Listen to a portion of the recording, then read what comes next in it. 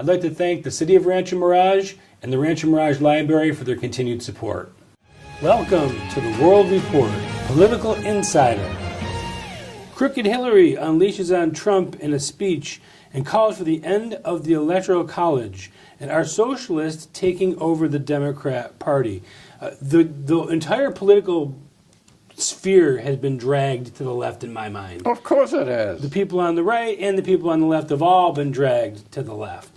What do you think of Hillary coming out and unleashing on Trump and saying that we need to eliminate the Electoral College? No matter what Democrats do, if they lose, it's somebody else's problem. Well, I mean, the very fact that she's going crazy, that's all to say that publicly, it's one thing to say it quietly and, oh, I didn't say that.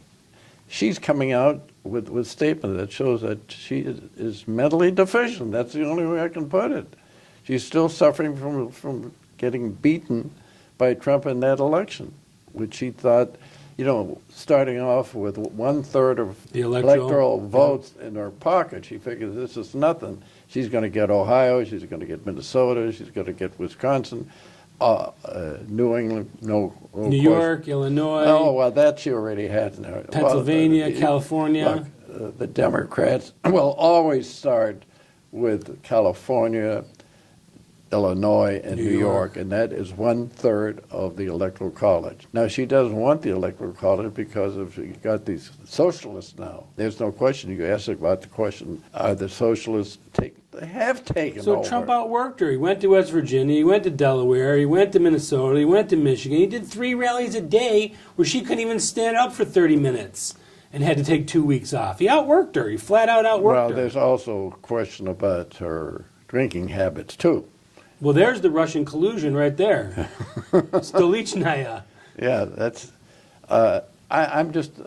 what amazes me about her activities and what you very truly said is, what does she think she's going to gain? Nobody likes her, even people in her own party. Right. She has no chance of being the nominee, no chance whatsoever.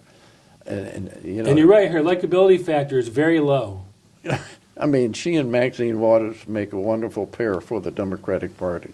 And now you got these new brand of socialists that are coming in. Oh, they're coming in and taking over. They are taking over. And one of the things they want is to be sure that everybody gets paid, whether they're working or not. And they're openly, they must think the American people are the most stupid people in the world because they're coming out with it in a very open fashion. Probably one of the things that lost of the election was when her assistant, when Comey, who the head of the FBI at that time, every night would give you a report of what they found out, which amazes me. It almost seems like he was anxious to see Trump win, and he's been no friend of Trump.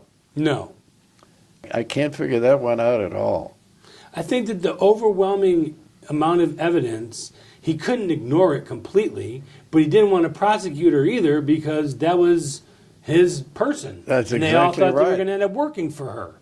Yeah, but the point is he was doing it in the last week before the election, and I'd say if there was ever anybody that helped Trump win the election was the head man of the FBI. Well, because he couldn't ignore it completely. There was I know he couldn't ignore there. it, but he could. If he really wanted her to win so badly that it hurt, he would have found a way to double talk his way through. He did. He said that she didn't have intent. Well, intent has nothing to do with it. Well, then he's much more stupid than I give him credit for.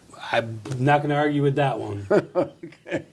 And whatever the reason was, I think the head of the FBI, Comey, was responsible in a very large way for Trump winning the election. I'd like to thank the City of Rancho Mirage and the Rancho Mirage Library for their continued support.